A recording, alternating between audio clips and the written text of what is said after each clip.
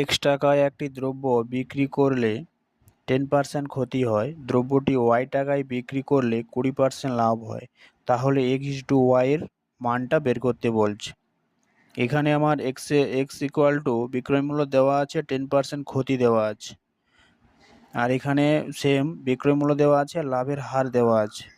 এবার আমাদের এখানে xy এর মানটা বের করতে হবে। তাহলে এই ক্ষেত্রে দুটোর ক্ষেত্রে আমাদের ক্রয় মূল্য জানা নেই। ধরি ক্রয় মূল্য সমান ক্রয়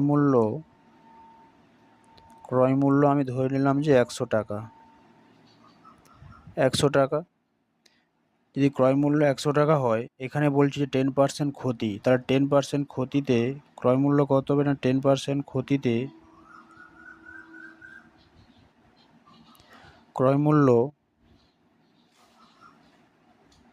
কত হবে, 10% ক্ষতি বলছে, টোটাল আমার হচ্ছে 100%, তার মধ্যে 10% ক্ষতি ইকুয়াল টু 90 টাকা। এটা কোন ক্ষেত্রে, যখন এটা হচ্ছে এক্স এর ক্ষেত্রে, যখন বিক্রয় মূল্য আমার এক্স টাকা হচ্ছে। এবার আমরা সেমভাবে ওয়াই এর জন্য কি করব না, 20% লাভ বলছে, তাহলে 20% লাভে বিক্রয় মূল্য 20% লাভে বিক্রয় মূল্য কত, টোটাল আমার হচ্ছে 100 টাকা, সেখান থেকে 20% লাভ বলছে, তাহলে 120 টাকা। এবার এখানে এক্স এর মান ওয়াই এর মান পেয়ে গেলাম, তাহলে অতএব আমরা কি করছি না x/y ইকুয়াল টু 90/120, 9 12, 3 3 3 4 12, 3/4 আমার এটা উত্তর হয়ে গেল। এই অঙ্কটাকে যদি আমরা আরেকটু ভেঙে বড়ভাবে করার চেষ্টা করি, তাহলে আমরা করছি। এখানে আমার কি দেওয়া আছে না, বিক্রয় মূল্য সমান দেওয়া আছে কত, এক্স টাকা বিক্রয় মূল্য দেওয়া আছে, এক্স টাকা বিক্রয় মূল্য। আর কি বলছে না, ক্ষতির হার বলছে, ক্ষতির হার ইকুয়াল টু 10%। এটা যদি প্রথমটার ক্ষেত্রে হয়, তাহলে কি হবে, এখানে আমার ক্রয় মূল্য জানা নেই, তাহলে ক্রয় মূল্য সমান কি হয়, ক্রয় মূল্যের অনেকগুলো সূত্র থাকে, যে ক্রয় মূল্য সমান কি হয়, বিক্রয় মূল্য বাই এখানে 10% ক্ষতি বলছে, 10% ক্ষতির জন্য কি হবে, 10% ক্ষতি টোটাল যদি আমার 100 হয়, তার মধ্যে 10% ক্ষতি, তাহলে 90 ইন্টু 100, 90%, টোটাল আমার হচ্ছে 100%, তার মধ্যে 10% ক্ষতি হয়ে গেছে, তার জন্য 90 লিখলাম, আর এখানে 100 দিয়ে গুণ করলাম।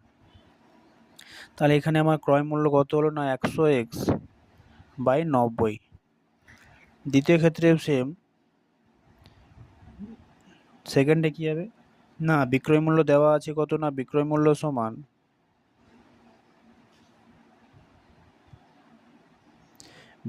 সমান আমার দেওয়া আছে যে ওয়াই টাকা, আর লাভের হার দেওয়া আছে এখানে, লাভের হার কত বলছে না 20%। তাহলে এখানে আমি ক্রয় মূল্য কিভাবে বের করব না, ক্রয় মূল্য সমান যে বিক্রয় মূল্য বাই এখানে 20% লাভ বলছে, মানে টোটাল আমার যদি 100% হয়, তার 20% সেখান থেকে 20% বৃদ্ধি, টোটাল 120%, সেখান থেকে 100 গুণ। এবার দুটো আমার ক্রয় মূল্য বেরিয়ে গেল। এবার দুটো ক্রয় মূল্য যদি আমি সমান করি, এটা ইকুয়াল টু 100y ক্যালকুলেশনটা করে নিলাম দুটোকে। এবার এই ক্রয় মূল্য আর এই ক্রয় মূল্যকে আমরা সমান করব, কীভাবে করবো না, 100x/90 ইকুয়াল টু 100y/120। এই 100 কেটে দিলাম, এই শূন্য আমরা কেটে দিলাম, 3 3 9, 3 4 12, তাহলে কত হবে না x/3 ইকুয়াল টু y/4। তখন x/y সমান কত 3/4। এখানে আমার একটা উত্তর বেরিয়ে গেল। এই সূত্রটা কীভাবে হলো, এই সূত্রে একটা প্রমাণ আছে। এখানে সূত্রটা ছিল যে বিক্রয় মূল্য সমান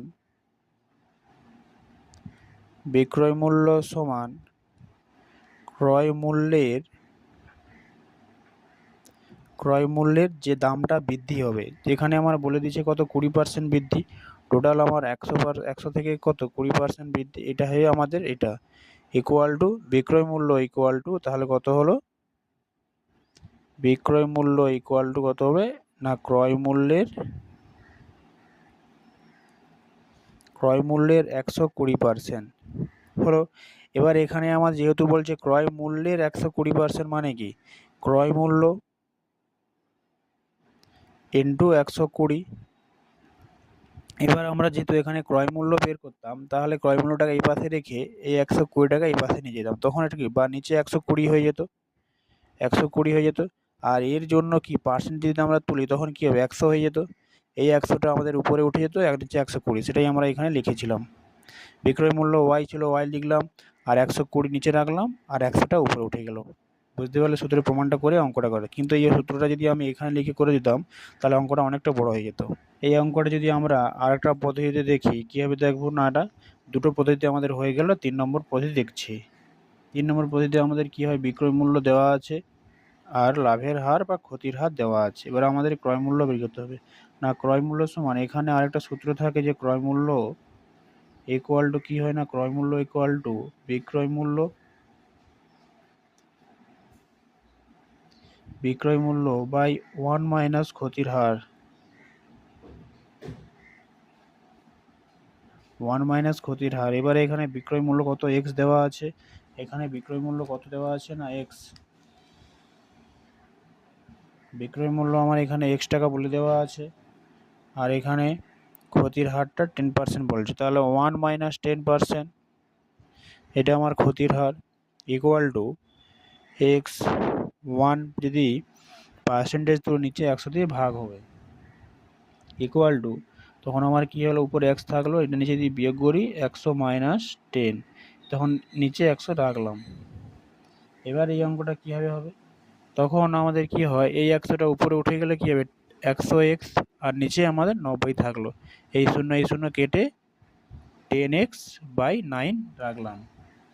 দ্বিতীয় ক্ষেত্রে সেমভাবে, দ্বিতীয় ক্ষেত্রে যদি হয় না ক্রয় মূল্য সমান, সেম সূত্র কাজে লাগিয়ে দ্বিতীয়টার ক্ষেত্রে বিক্রয় মূল্য কত হবে না, বিক্রয় মূল্য ওয়াই বলে দেওয়া ছিল, সেখান থেকে কি 1 লাভের হার বলছে, লাভের হারে কিন্তু এখানে যেরকম মাইনাস ছিল, লাভ বললে সবসময় প্লাস হয়।